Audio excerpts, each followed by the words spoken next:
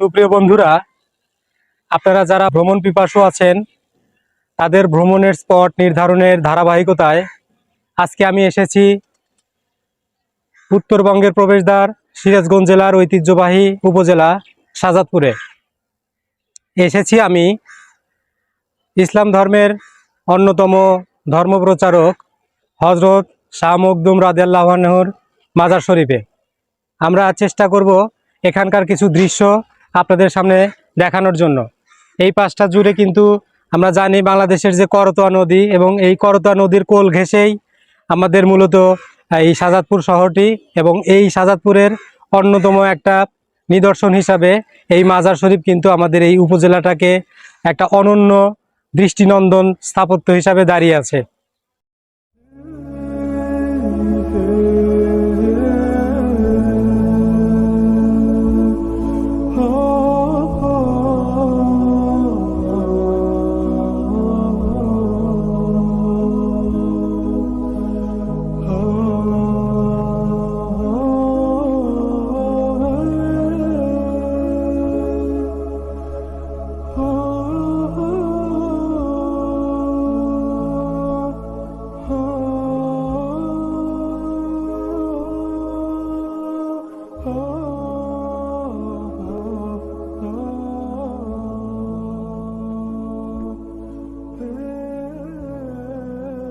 সম্মানিত দর্শক, আমরা এসেছি এই মাজারে, শাহ মখদুম রহমাতুল্লাহ আল্লাহের মাজার, এবং আমরা শুনবো এখানকার কিছু কথা।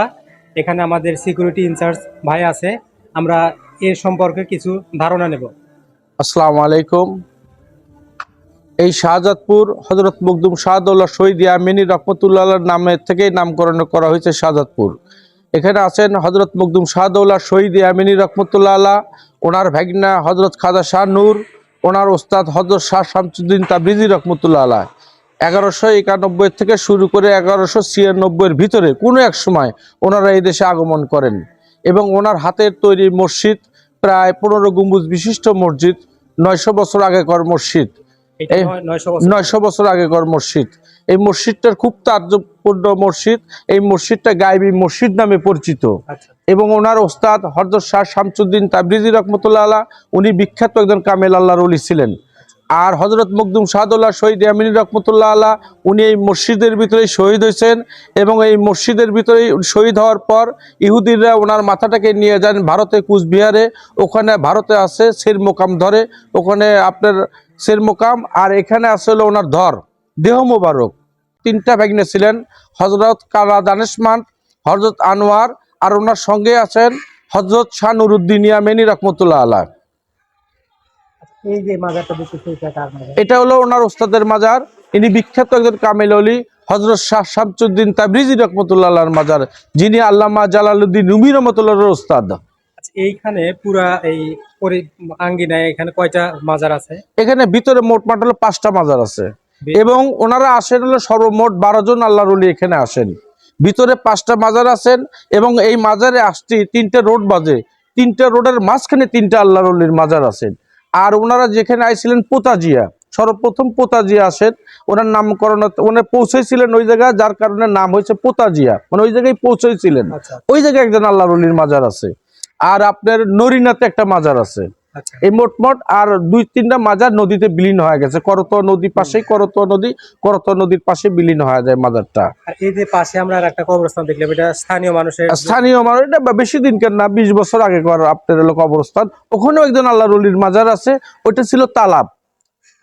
তালাবটা আজ 20 বছর আগে ওটা পরিপূর্ণ হওয়ার পরে এলাকার লোকজন চিন্তা করে যে আল্লাহর ওলির পাশে সাহিত্য হলি পারে আমাদের হয়তো একটা নাজাতের ব্যবস্থা হবে, যার কারণে এলাকার মানুষ এখন এখানেই হয়। আমাদের বড় গোরস্থান আছে পাশেই, হজরত মখদুমিয়া গোরস্থান, প্রায় 900 বছর যাবত ওই গোরস্থানেই মানুষ আছে আর কি, কবর দেওয়া হয়। একটা নতুন গোরস্থান। দর্শক, আমরা অত্যন্ত সুন্দর করে, এবং এই শাহজাদপুরের এই মাজারগুলোর যে ইতিহাস ছিল, আমরা বেশ কিছু তথ্য এবং উপাত্ত এখান থেকে আমাদের এক বড় ভাই ছিল, তাদের থেকে কিন্তু আমরা শুনলাম। এত ইতিহাসগুলো যে ভাই মনে রেখেছে, এবং প্রত্যেকজন মাজারের যে ব্যক্তিগুলো ছিল তাদের, এবং একজনের সাথে আরেকজনের কি সম্পর্ক ছিল মোটামুটি, এইগুলো সব বিষয়গুলো কিন্তু আমাদের ভাই আমাদের সামনে উপস্থাপন করেছেন। তো আমরা ধন্যবাদ জানাই আমাদের এই প্রিয় বড় ভাইকে। আসসালামু আলাইকুম। oh.